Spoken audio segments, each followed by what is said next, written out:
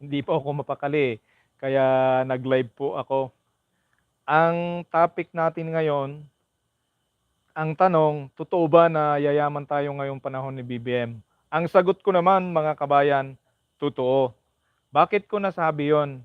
Una sa lahat, nakikita natin at nararamdaman natin yung sinseridad, yung commitment, yung effort, yung unity ng government natin na nagkakaisa upang resolbahin ang problema ng bansang Pilipinas.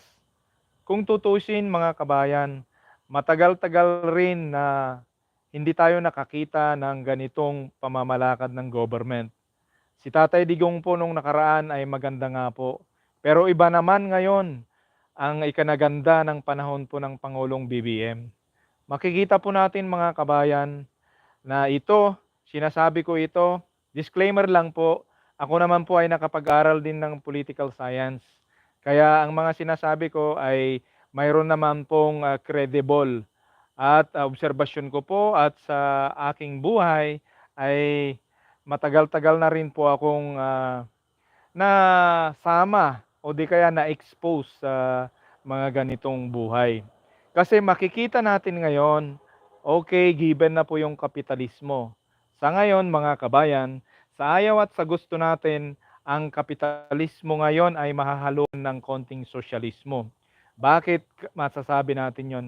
Kasi nung unang panahon, nung panahon po ng napula kay Ferdinand Edralin Marcos, nakita po natin yung modified form of government natin, yung modified na ang namumuno po ay si Pangulong Ferdinand Marcos at saka si Cesar Berata. Meron po tayong prime minister noon. So makikita natin yung medyo marami pong owned by the government na kinokontrol na mga minamanage na business.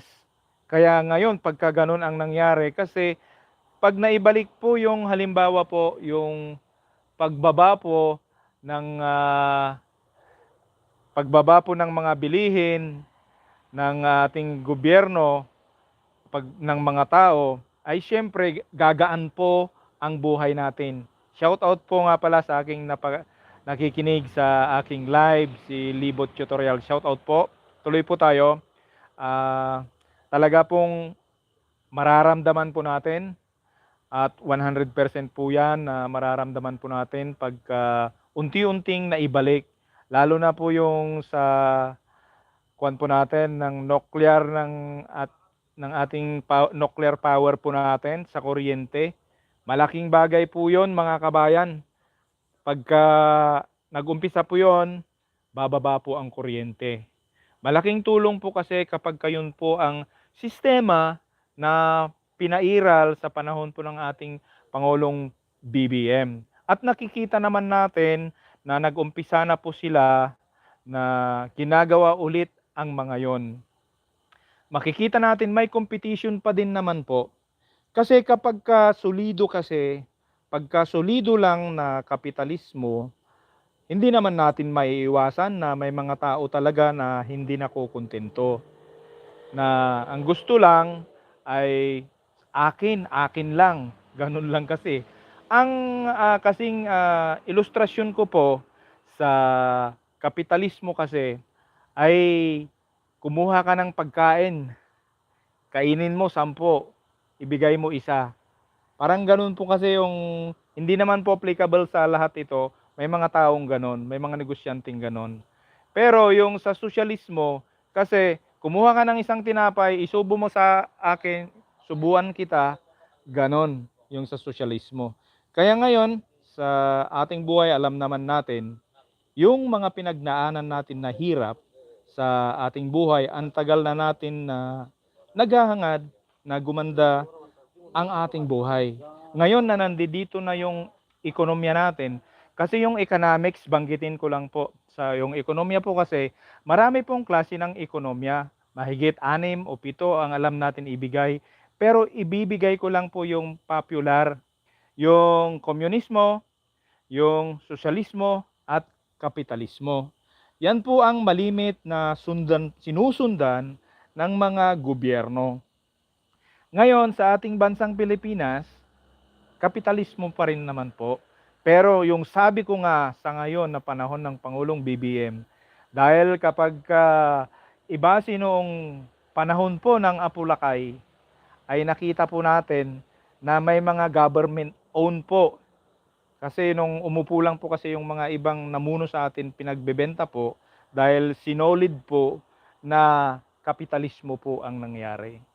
So ano ba ang advantage at disadvantage ng sinasabi ko?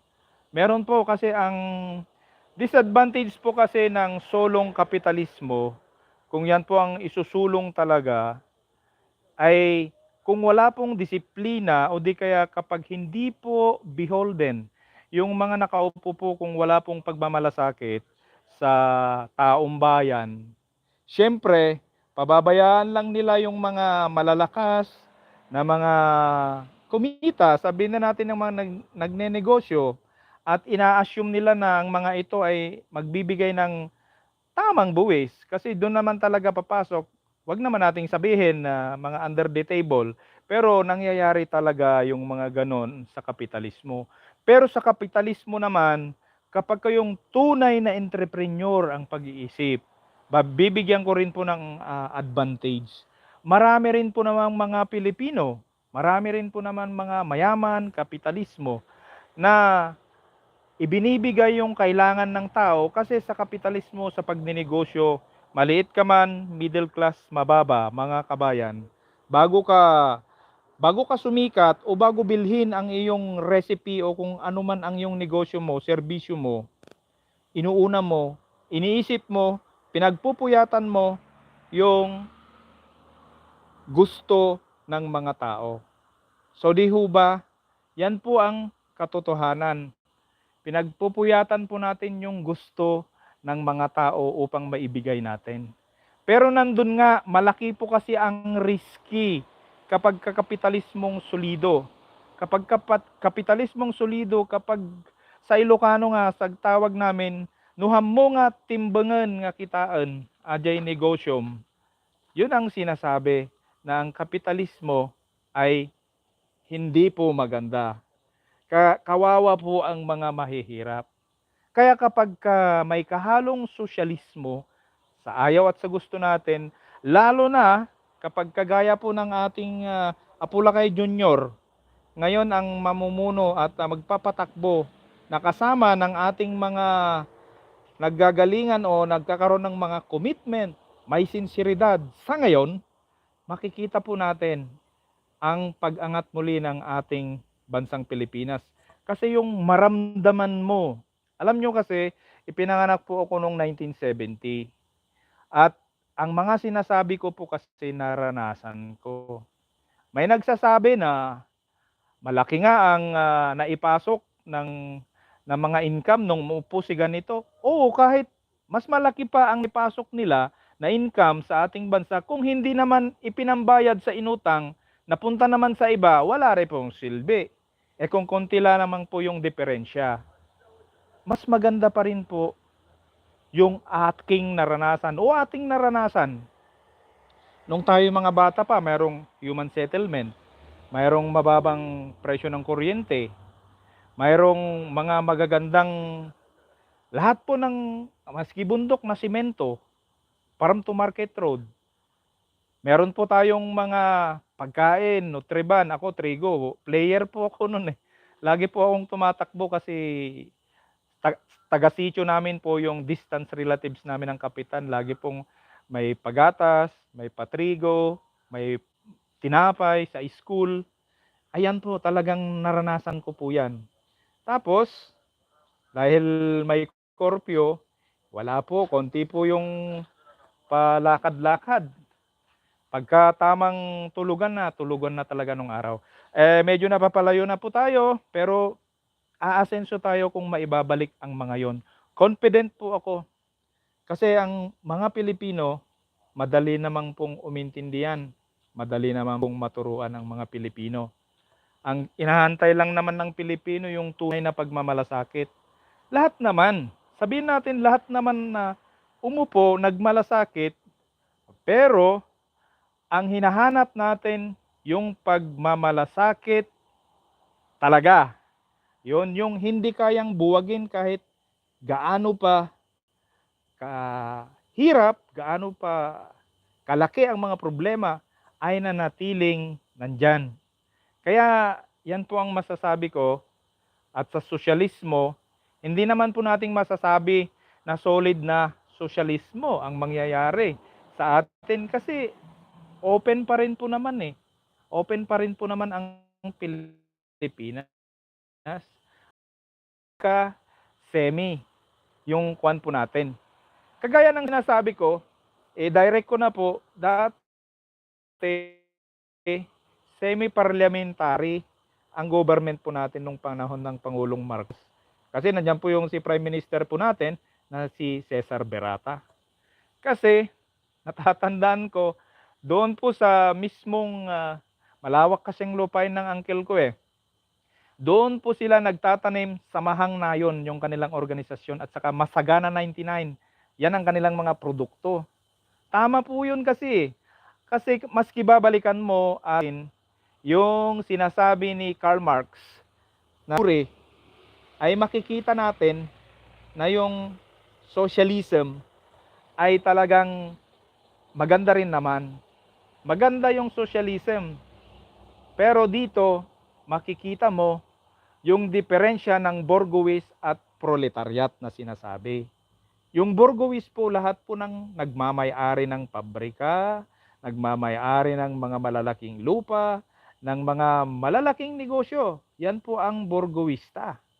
At yung mga proletariat naman, sila po yung manggagawa. Ngayon, imimix natin. Ngayon, ang ating Pangulong BBM pumunta po sa ibang bansa. Nagpapapasok po sila ngayon ng mga investor sa Pilipinas. Bakit?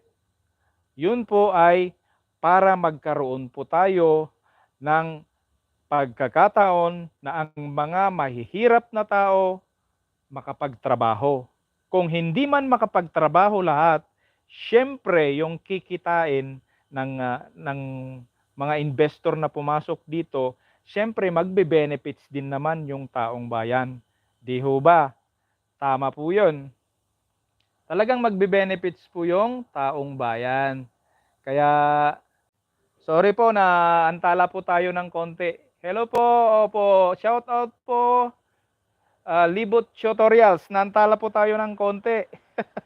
Pero tuloy po natin kasi hindi naman po ako talaga Ilocano naman po talaga ako at saka totoo po yung sinasabi ko.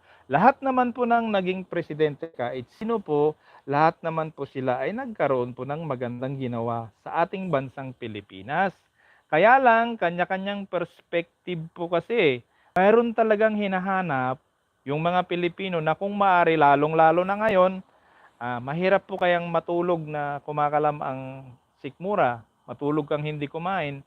Sana, yun ang mga unang-unang makita. At sa ngayon, nakikita natin ngayon at sa mga nakaraang administrasyon, nakikita natin yung mga ginawa nilang yon, ginagawa nila.